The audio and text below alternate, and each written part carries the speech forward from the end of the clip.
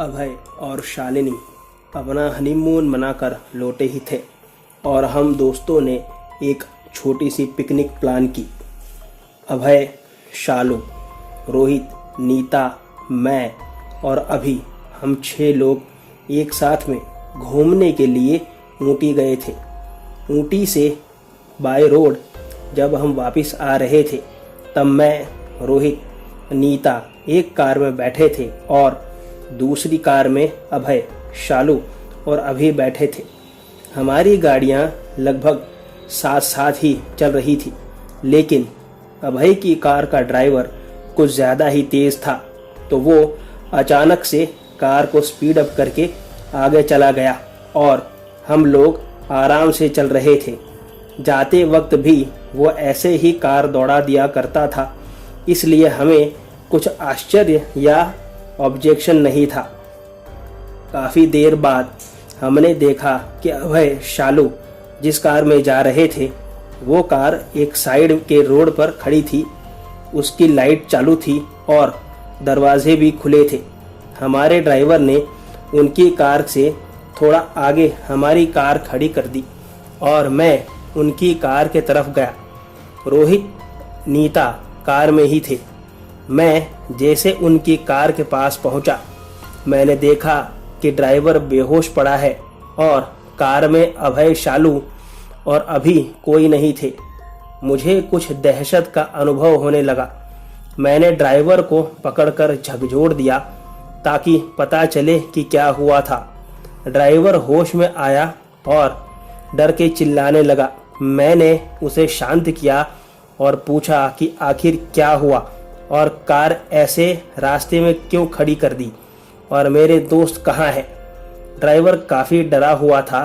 उतने में रोहित और नीता भी वहाँ आ गए कि आखिर चल क्या रहा है। ड्राइवर ज़्यादा कुछ बोल नहीं पा रहा था, लेकिन उसने हमें बताया कि एक औरत अचानक से कार के सामने आ गई, तो मैंने शॉर्ट ब्रेक लगाई और कार जैसे ही रुकी वो सीधा कार के तरफ दौड़ कर आ गई और मैडम को मारने लगी और खींचने लगी। ये देखकर साहब ने मैडम को बचाने के लिए उस औरत का सामना किया और उसी में वो काफ़ी घायल भी हो गए।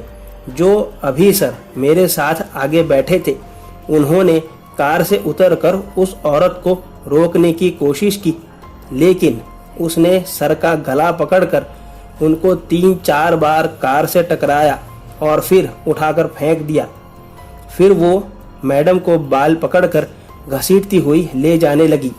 साहब ने बहुत जोर लगाया, लेकिन उनकी कुछ न चली उस चुड़ैल के सामने और वो साहब को भी पकड़कर ले गई और मैं कुछ नहीं कर पाया। मैं इतना डर गया था कि मेरे हाथ पांव जम गए थे।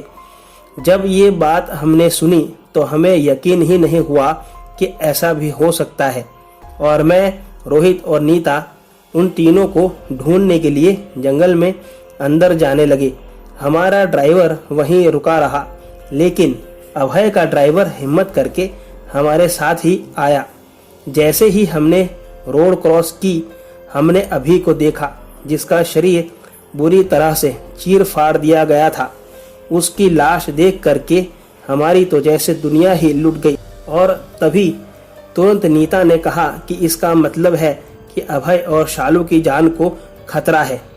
हमने तुरंत फैसला लिया और कहा कि नीतू, तुम जाकर के अपनी कार में बैठ जाओ और कार अंदर से लॉक कर देना और ड्राइवर को बोलना कि किसी भी कीमत पर दरवाज़ा ना खोले और अगर कोई खतरा नज़र आए तो तुरंत कार लेकर के घर को रवाना हो जाना, हमारी राह मत देखना। और हम लोग अभय और शालू को ढूंढने के लिए जंगल में गए। तब कुछ अंदर जाने के बाद हमें वहाँ एक कब्रिस्तान दिखा जहाँ काफ़ी दिए जल रहे थे। हम जैसे ही नज़दीक पहुँचे, हमने देखा कि शालू भाभी लाल जोड़े में वहीं बीच में बैठी है और ध्यान से देखा तो पता चला कि वो अभय के सीने पर बैठी थी। हिम्मत करके ड्राइवर तुरंत वहाँ से दौड़ा और शालू से कहा कि चलो मैडम, यहाँ से जल्दी, आपकी जान को खतरा है। तभी शालू ने ड्राइवर का हाथ पकड़कर खींच लिया और नीचे गिरा दिया और तुरंत ही उसके गले पर पांव रखकर उसे मार डाला। मैं और रोहित छुप के ये नज़ारा देख रहे थे और शालू का चेहरा देखकर हम समझ गए कि ये वो शालू नहीं है और साथ में अभय भी मर चुका है, ये हमें दिख रहा था। मैं और रोहित तुरंत वहां से छुपते छुपते भागे और हमारे नसीब से हमारी कार वहीं पर खड़ी थी। जैसे ही हम कार में बैठे, मैंने ड्राइवर से कहा कि भाई हमारे साथ साथ अपनी भी जान बचा और भगा गाड़ी यहाँ से। उस दिन हमारी जान बच गई थी, लेकिन वो हादसा हमारे जहन में ऐसा बस गया कि हम आज तक उससे उबर नहीं पाए हैं और उसी सदमे में जी रहे हैं। तो दोस्तों, आज की कहानी में बस इतना ही। अगर आपको कहानी पसंद आई हो तो वीडियो को लाइक और चैनल को सब्सक्राइब ज़रूर करें। और अगर आपके पास भी ऐसी कोई कहानी है तो मुझे मेरे ईमेल पर भेजें। मेरा ईमेल डिस्क्रिप्शन बॉक्स में दिया है। तो मिलते हैं अगली कहानी में। तब तक stay home, stay safe. Thank you.